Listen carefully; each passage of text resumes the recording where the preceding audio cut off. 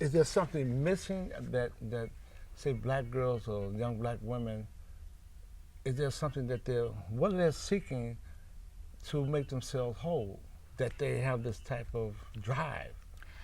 Oh, so the first thing is black girls aren't missing anything, and that's one of the things we have to shift is the deficit thinking that they are these empty vessels, that they are void of spirituality and strength. What is challenging, however, is in our school systems, we the system, fail to educate them about where they come from. And we understand that it starts at home with their parents, and that's another topic we can talk about. But what is challenging is that they are disconnected from who they really are. Their history in the United States, primarily, we're the only group that starts with a linkage to slavery.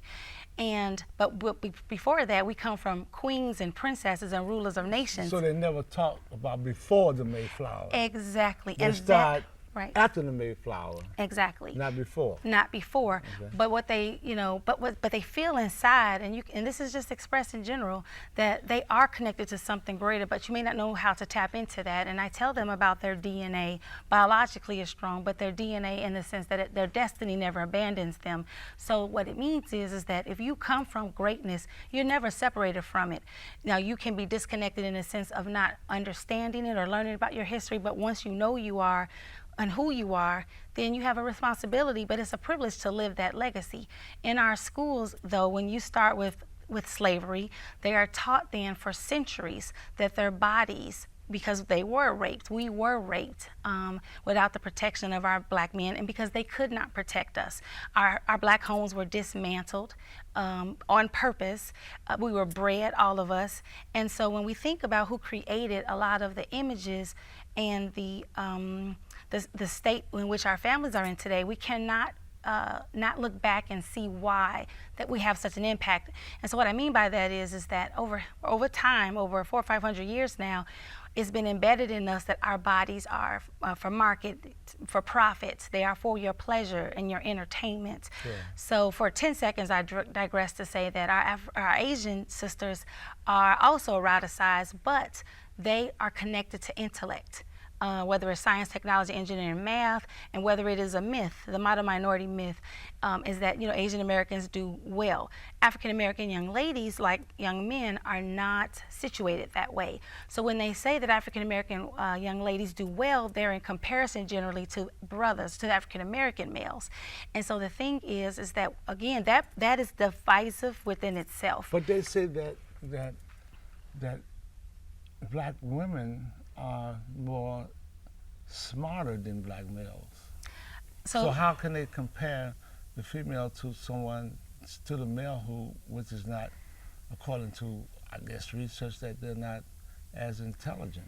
So the thing is, you have to look at the stories behind the statistics or the narratives behind the numbers. The lie behind the story. The lives, exactly. You have to look at the lives and or the lie, right? Okay. Because research is subjective, it's not as objective as people think. But what I'm saying is that, and that's for our brothers too, that we are compared to other ethnic groups unfairly. And what I mean by that, there's an institution of whiteness. And so it's not a white person or a white group, but an ideology in America, which spills over to our American system, that white, male, dominant, patriarchal, survival of the fittest, competitive. We are very much influenced by wealth and religion, contrary to what people say.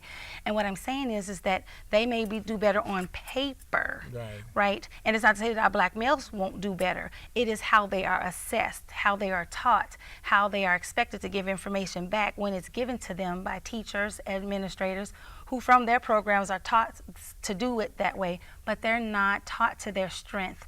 They're not taught in terms of diversity, learning the power of their name and the ability to be connected to their communities. And that's very problematic. These young ladies come with multiple identities and multiple literacies that are they're not respected. If their teachers had to live in many of their neighborhoods, they would be illiterate. They would not know the language of survival there.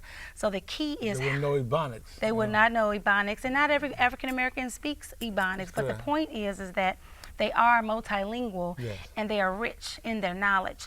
But the lack of the ability on the systems part, the school system. Resources? Resources, okay. Absolutely. So, for example, you cannot look at a neighborhood school and say, in there, the homes are 80,000 compared to a home with 800,000, and understand the impact of property taxes. Of course, those schools are going to look very different. And so what I'm saying is, though, is that if you feel disconnected from the curriculum, you don't feel safe within the classroom, silence is a form of resistance. And so oftentimes, African American young ladies, they shut down, or they're only acknowledged during Black History Month or Women's History Month, and then they're limited in their discussion. And so I'm just very much in awe and respect for the late Rosa Parks, who is still a champion, and she's a shero always. But there are so many other women that they don't learn about, whether it's Ella Baker or Assata Shakur or Angela Davis or Shirley Chisholm or Nikki Giovanni. And it's important for them to understand that these women, at many times of their life, and some still, were on the FBI list, because of their strength, because of how they were spoken, how they were talking, the issues that they were talking about within the Black community. And that can be a threat. Instead of sometimes teachers saying, you know what, I haven't heard of those women, how about we do some research together? They oftentimes hide behind the authoritative figure and say, we're going to move on to the next lesson. And so they shut down sometimes, many times, the ability for African American women to learn, or Black girls to learn more about themselves.